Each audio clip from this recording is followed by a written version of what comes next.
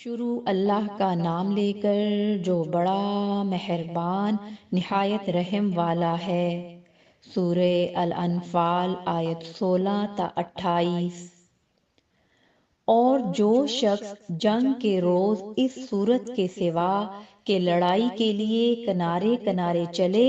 یعنی حکمت عملی سے دشمن کو مارے یا اپنی فوج میں جا ملنا چاہے، ان سے پیٹھ پھیرے گا تو سمجھو کہ وہ اللہ کے غضب میں گرفتار ہو گیا، اور اس کا ٹھکانہ دوزخ ہے، اور وہ بہت ہی بری جگہ ہے۔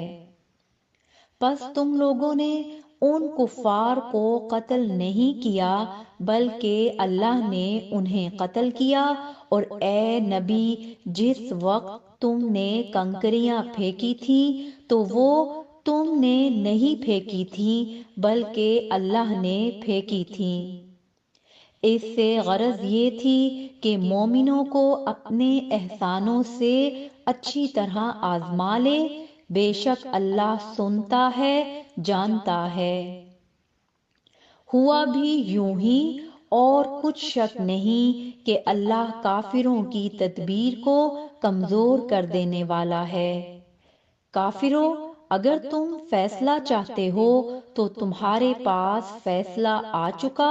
اگر تم اپنے افعال سے باز آ جاؤ تو تمہارے حق میں بہتر ہے، اور اگر پھر نافرمانی کرو گے تو ہم بھی پھر تمہیں عذاب کریں گے، اور تمہاری جماعت خواہ کتنی ہی بڑی ہو تمہارے کچھ بھی کام نہ آئے گی، اور اللہ تو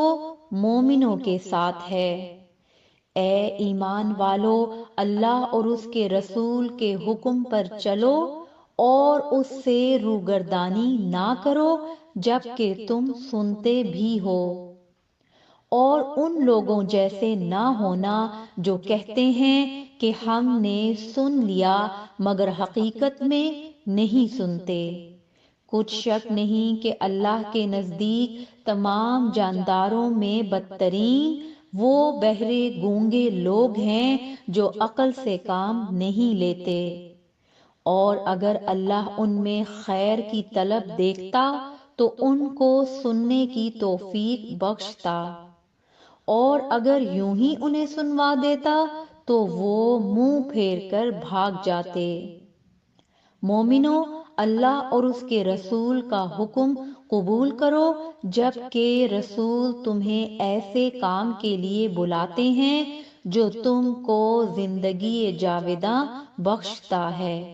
اور جان رکھو کہ اللہ آدمی اور اس کے دل کے درمیان حائل ہو جاتا ہے، اور یہ بھی کہ تم سب اس کے روبرو جمع کیے جاؤ گے۔ اور اس فتنے سے ڈرو جو خصوصیت کے ساتھ انہی لوگوں پر واقع نہ ہوگا جو تم میں گناہگار ہیں، اور جان رکھو کہ اللہ سخت عذاب دینے والا ہے۔